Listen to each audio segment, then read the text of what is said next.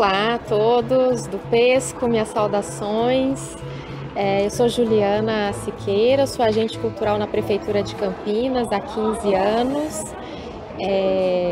Trabalhei na ação cultural nos meus 2 primeiros anos de atuação na Prefeitura e depois atuei por mais 13 anos no Museu da Imagem e do Som e estou de volta na ação cultural. O meu foco de atuação é o trabalho com a memória e com a imagem, que eu chamo de museologia social. Museologia social é um campo de pesquisa e atuação que trabalha com a memória para que as pessoas, as comunidades, se apossem dos seus projetos de futuro, se apossem do seu presente, se lembrem de quem são, dos seus valores e possam então preservar seu modo de vida e transformar aquilo que é necessário se transformar num sentido de libertação, de realização, de um bem viver.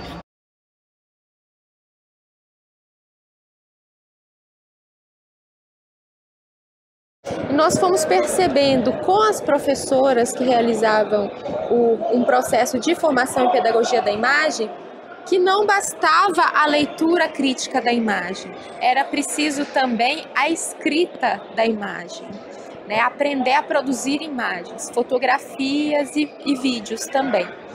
Para que as pessoas se apropriassem dessa linguagem. Assim como tem a linguagem escrita e não basta saber ler, é importante, para se apropriar de uma linguagem, saber produzir os discursos nessa linguagem. Foi então que a gente começou a desenvolver um processo pedagógico, o que significa aprender audiovisual e no contexto de sala de aula, tanto educadoras e educadores quanto os estudantes. Como é que se aprende a escrever em audiovisual?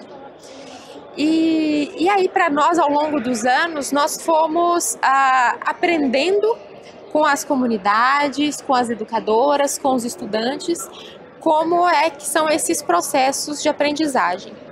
E quando as professoras iam para o seu ambiente filmar, fotografar, a gente estimulava que não ficasse só dentro da sala de aula e nem só dentro do ambiente da escola, mas também utilizasse a imagem como um instrumento de reconhecimento desses territórios culturais, né? O que está acontecendo na comunidade, qual é a cultura dessa comunidade, como essas linguagens da escola e da comunidade podem dialogar, como é que a gente traz esse mundo cultural, essas experiências, as sabedorias, as lutas, as memórias do bairro para dentro da escola.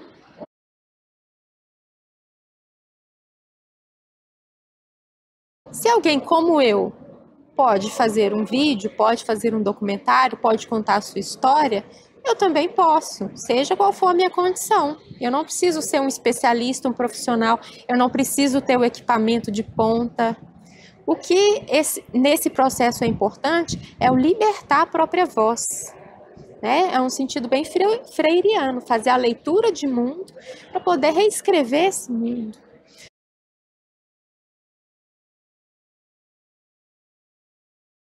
Então, a dimensão da memória é em que aquilo que foi vivido possa ser experimentado, possa ser digerido, processado e transformar quem participa dessa experiência. É nessa transformação que se constitui a memória. O que é a memória para a gente?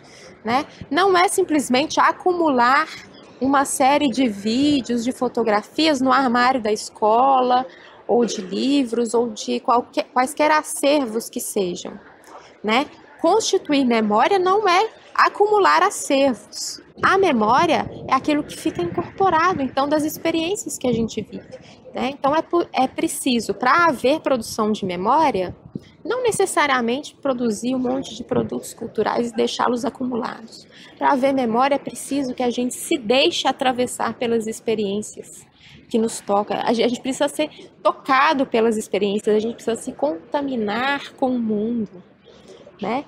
Contaminar de uma maneira positiva, se abrir para o mundo e deixar que o outro te influencie também com a sua visão de mundo, com a sua perspectiva, e a gente então se transforma. Aquilo que é diferente, me toca, me transforma, me atravessa. Isso é experiência. Quando eu processo essa experiência, e posso então ampliar as minhas respostas ao mundo, ao ambiente, às situações em que eu estou inserida, aí eu constituo memória.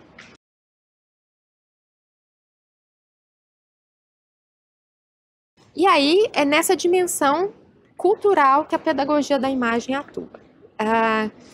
Entendendo que cultura não é um verniz ilustrado que a gente passa para se achar culto, para se achar refinado. Cultura é um modo de vida, e há muitos modos de vida, né? A cultura hegemônica que a gente tem, que é cultivada pelos meios de comunicação de massa, que é cultivada pelo capitalismo, pelo consumo, essa cultura de que nós somos recursos humanos, que a nossa memória é um acumular de informações, não de experiências, é um acumular de informações que nos capacita a dar as respostas que este mundo, que essa sociedade cheia de tecnologia, onde o ser humano vale pelo que ele tem e pelo que ele produz e pelo valor que ele gera no sistema, né? Para esse sistema, produzir memória é acumular informações, mesmo que não faça muito sentido, mesmo que esse acúmulo de informações, ou essa avalanche de informações que está disponível, a gente não consiga processar. E aí é quando a gente vai olhar a história, é a história dos vencedores.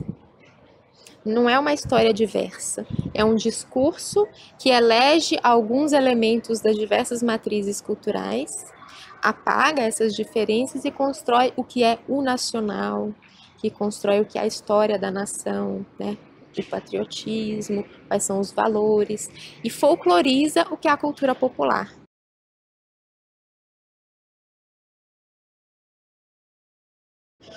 E onde a gente encontra essa realidade? Nas periferias, nas comunidades onde estão as escolas públicas.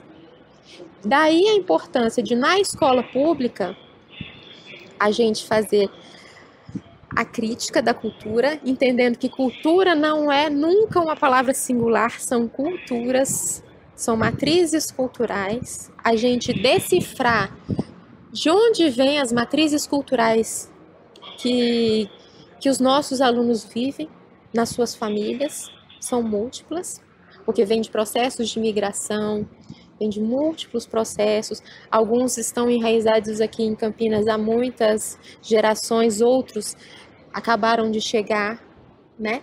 E como é que a gente trabalha questões como o preconceito, a discriminação racial, o preconceito em relação a regionalismos no Brasil, a modos de vida, né? Como é que a escola, então, pode estar atenta a esses processos culturais para que a sua ação cultural não seja uma ação violenta, para que seja uma ação de reconhecimento desses territórios culturais, desses processos culturais que existem, e que ele não seja um processo como o da história, da produção da história única, não seja o processo da educação única, que sejam da educação dialógica, que nós também, como trabalhadores do serviço público, como educadores, possamos aprender um pouco a respeito desses outros mundos. Então, isso se conecta lá com os processos de memória, de produção de imagens, né? De se contaminar, de produzir experiência. Esse é o sentido, para mim, de estar trabalhando com pesquisa e com produção de imagens na escola.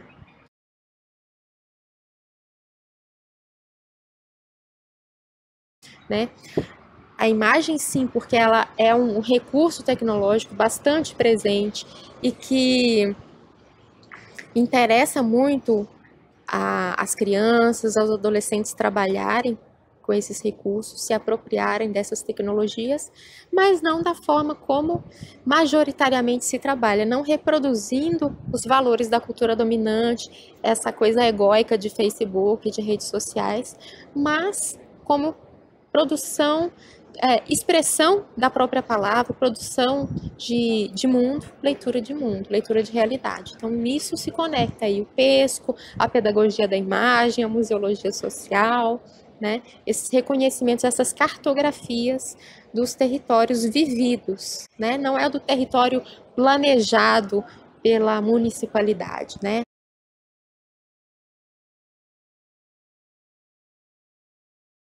Os processos de preservação cultural das populações excluídas se davam nas rodas de samba, se davam nas rodas de capoeira, se davam nos terreiros, se davam em locais não previstos para serem espaços culturais pela cultura dominante. Não é no museu que as populações subalternizadas preservavam a sua cultura. O museu, as estátuas, os monumentos, os grandes edifícios que estão tombados, eles preservam uma cultura hegemônica. Onde é que estava preservada, preservados os modos de vida da população que não faz parte dessa elite e que não tinha direito a contar a sua história? Está no cotidiano, nas práticas cotidianas. Então, as memórias, né, dessas matrizes culturais, elas estão enraizadas na oralidade, elas estão enraizadas nos costumes, elas estão enraizadas nas corporalidades, no modo de dançar, no modo de comer, né, nas comidas. Pesquisar as práticas cotidianas é pesquisar a cultura. Então, a gente deve se descondicionar desta ideia de que cultura é só a biblioteca, é só o teatro, é só a orquestra. É também, é uma forma de cultura. E é bom que todo mundo tenha acesso às múltiplas formas de cultura e possa transitar pelos vários mundos. Mas não se esgota aí, né?